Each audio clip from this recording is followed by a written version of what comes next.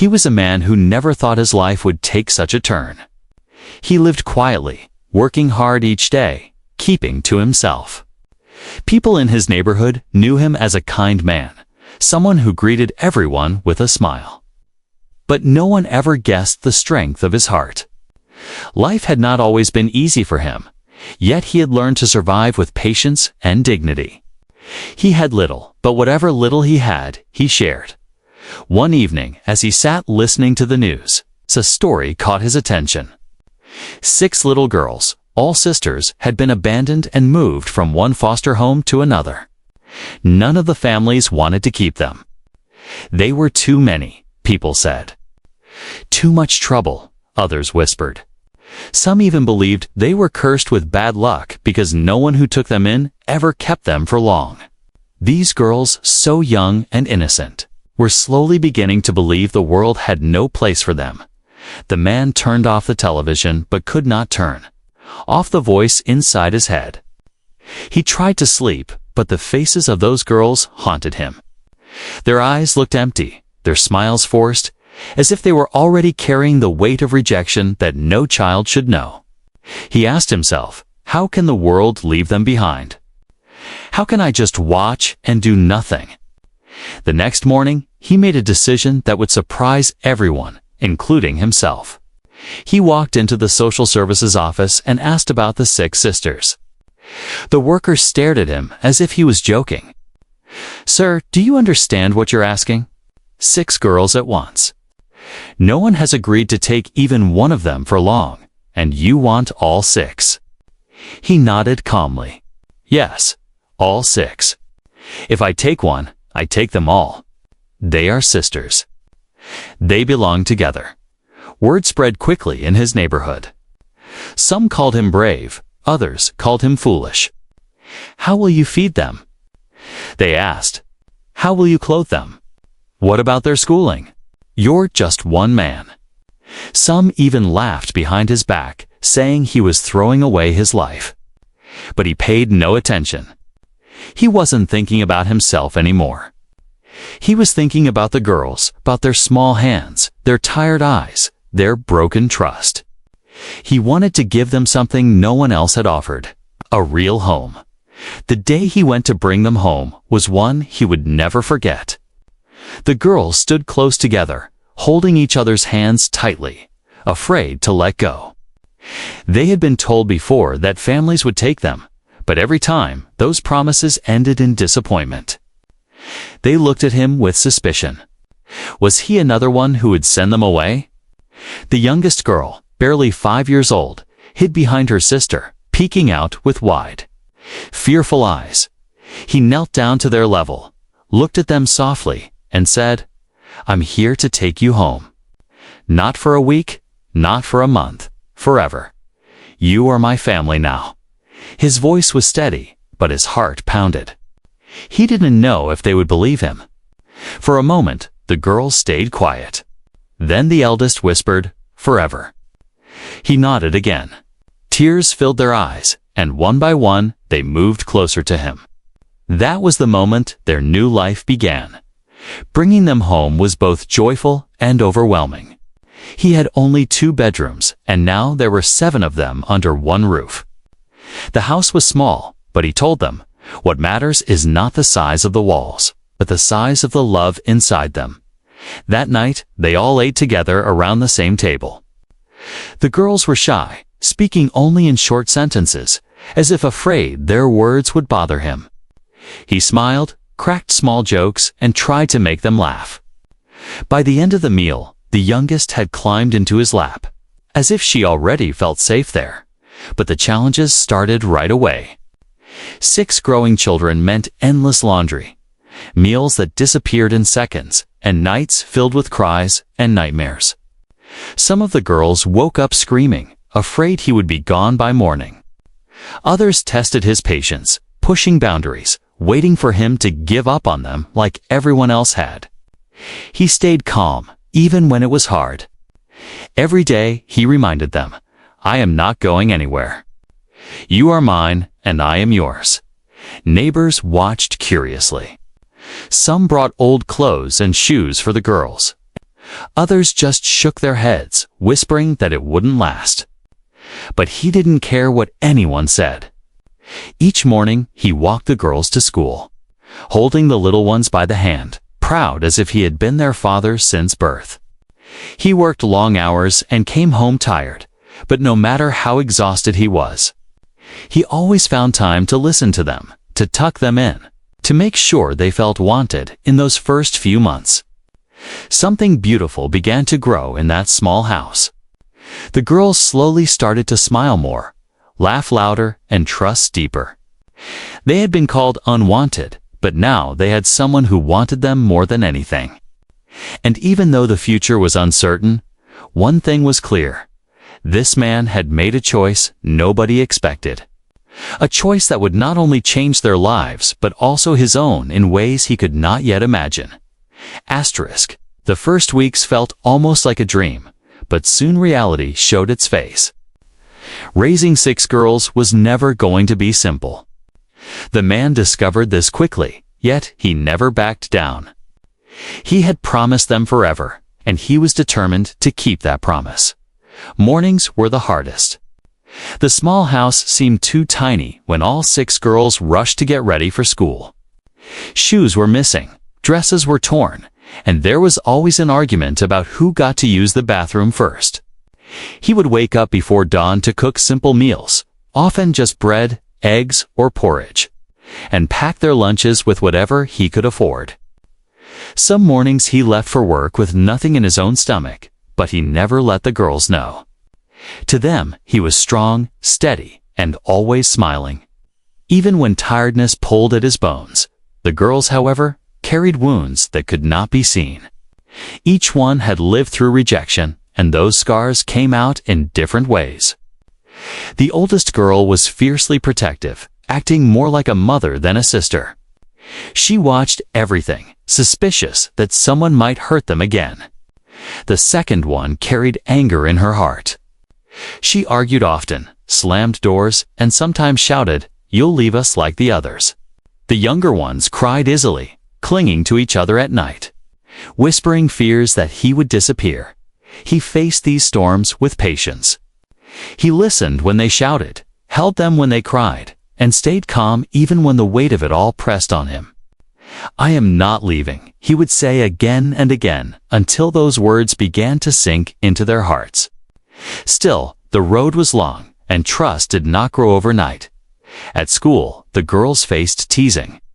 Other children laughed at them, calling them the unwanted sisters. Some said they were a burden, charity cases.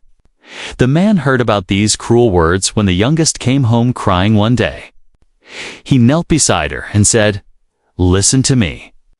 People will always talk, but you are not unwanted. You are chosen. You are loved. And I will remind you every single day until you believe it." Money became another struggle. His wages were never enough for 7 mouths, 7 sets of clothes, and endless school expenses. Many nights he sat alone at the table, counting coins, wondering how to stretch them. There were moments he thought he could not manage, but then he would hear laughter from the girls' room, or see one of them fall asleep with a smile, and his strength returned. He picked up extra jobs, worked late hours, and sacrificed comforts for himself so the girls could have what they needed. Despite the hardships, a bond was slowly forming. The girls began to realize he wasn't going to walk away. The youngest started running into his arms the moment he came home.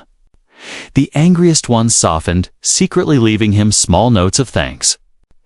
The eldest, who had carried the weight of being their protector, finally allowed herself to rest, trusting him to take that role.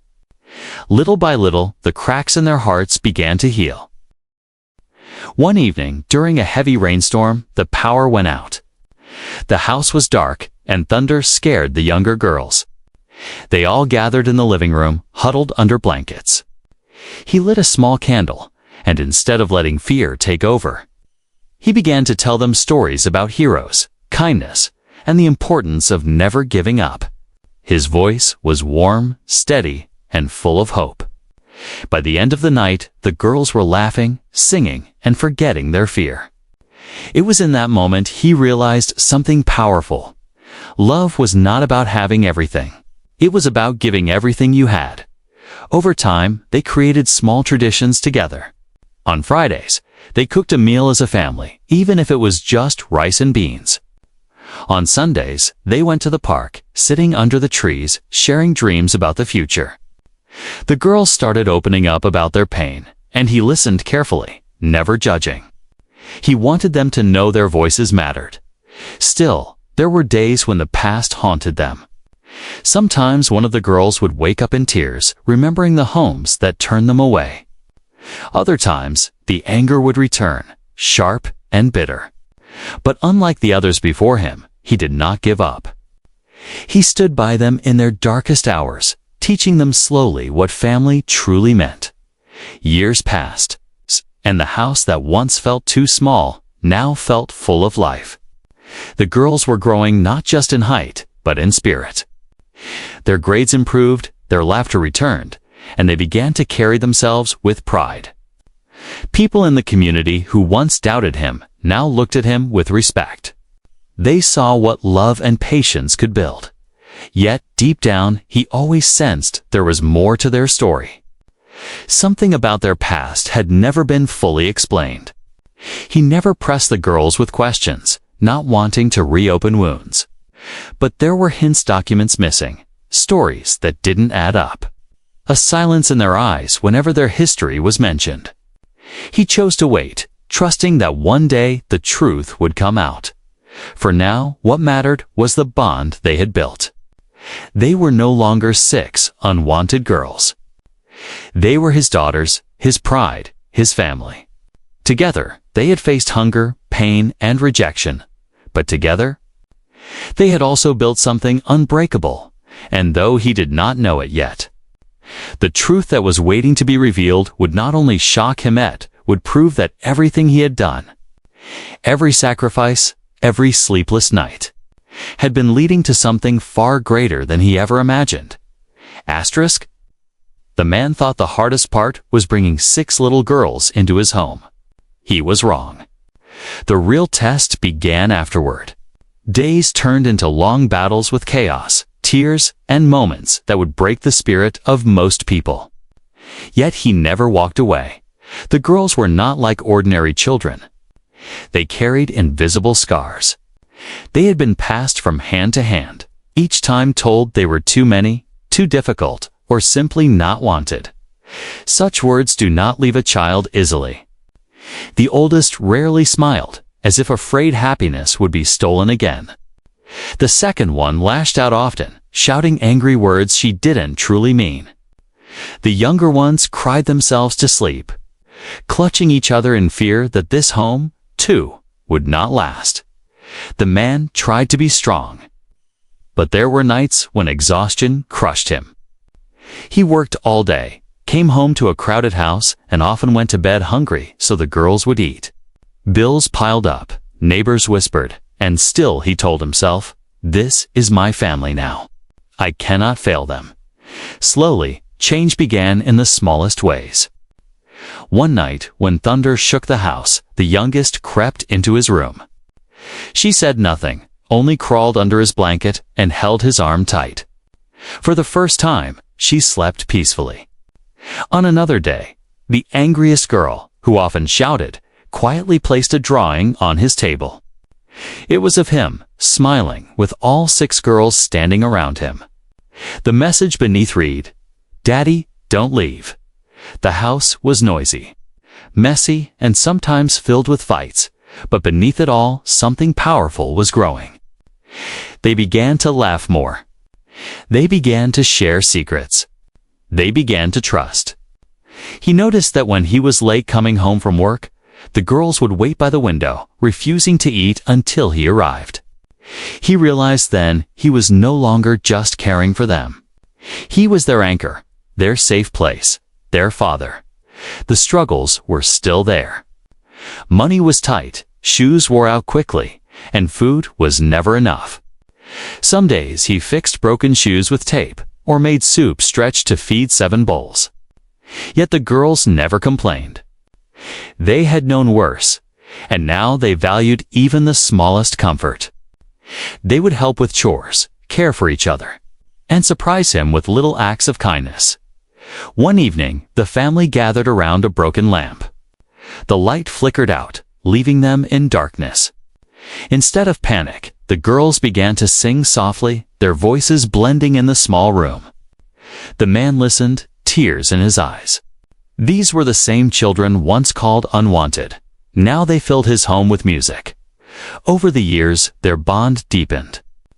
The girls, once frightened and mistrustful, began to walk proudly. Teachers noticed the change: better grades, brighter smiles, stronger confidence. Neighbors, who once doubted the man's decision, now admired his courage. What looked impossible had become something beautiful. But even in their happiness, one shadow remained. Their past was still hidden. There were questions about where they came from, why they were abandoned, and why no records seemed complete. The man did not push them for answers. He simply waited, knowing that one day the truth would rise, and when it finally did, it would shake their world in ways none of them could ever imagine.